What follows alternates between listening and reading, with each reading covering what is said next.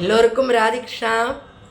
அகலகில்லே நிறையுமென்று அலர்மேள் மங்கி உரை மார்பா நிகரில் புகழால் உலகம் மூன்றுடையார் என்னையாழ்வானே நிகரில் அமரர் முனிகணங்கள் விரும்பும் திருவேங்கடத்தானே புகழ் ஒன்றிலாடியேன் உன்னடி கீழமர்ந்து புகுந்தேனே.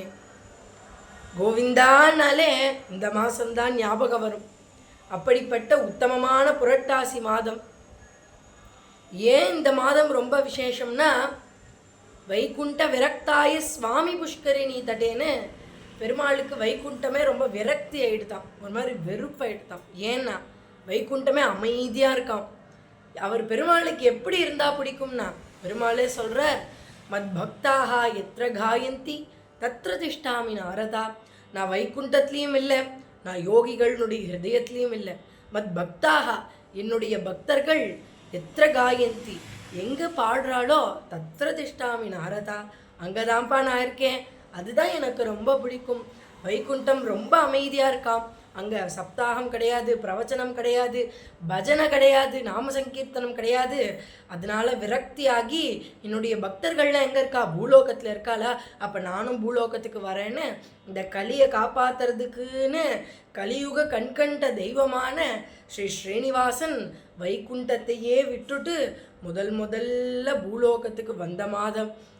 முதல்ல அந்த திருவடி இந்த பூமியில் பட்ட மாதம். முதல்ல நமக்குன்னு குன்றில் மேல் கல்லாகி நிற்கின்ற வரதான அந்த வெங்கட வரதனான அந்த ஸ்ரீனிவாசன் முதல்ல பூமிக்கு வந்த நாள் இந்த புரட்டாசி மாதம். புரட்டாசி மாதத்தில் எப்போ வந்தார்னா, புரட்டாசி மாதம் திருவோண நட்சத்திரம் சனிக்கிழமை அன்றைக்கு முதல்ல இந்த பூமியில் நம்மளெல்லாம் கரையேற்றணுங்கிறதுக்காக அந்த மூர்த்தி முதல்ல வந்த மாதம். அதனால தான் இந்த புரட்டாசி மாதம் அவ்வளவு விசேஷமாக இருக்குது. அதனால எல்லோரும் தவறாமல் இந்த 30 நாளும், மார்கழி எப்படி 30ம் தப்பாமைன்னு இருந்தோமோ அதுபோல் எல்லாரும் இந்த 30 நாள் தவறாமல் பெருமாளுடைய நாமாவை சொல்லணும். எத்தனை நாமா இருந்தாலும் கோவிந்தாங்கிற நாமா வந்தால் தான் அந்த புரட்டாசி மாதத்துக்கே ஒரு ஒரு பவராக இருக்கும். ஏன் அந்த நாமம் அவ்வளோ வசதினா, அபயம்னு வந்து நிற்கக்கூடிய நாமான்னா அப்படி இருக்குமா.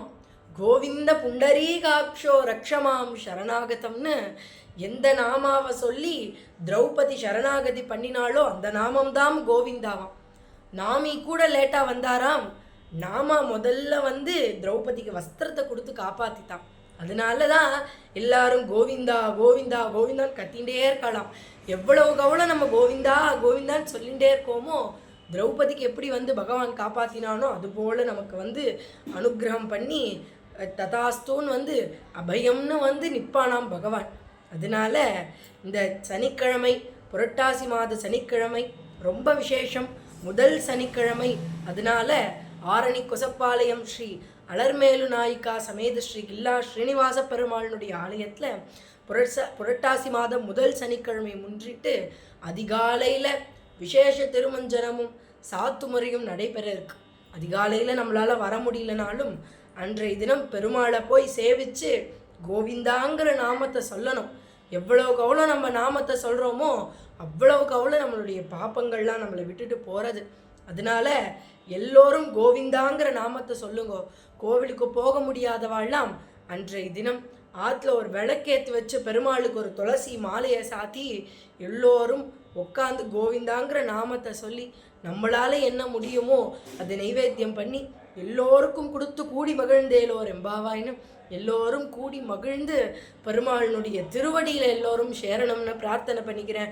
கோபிகா ஜீவனஸ்மரணம் கோவிந்தா கோவிந்தா ஸ்ரீனிவாசமூர்த்திக்கு ஜெய்.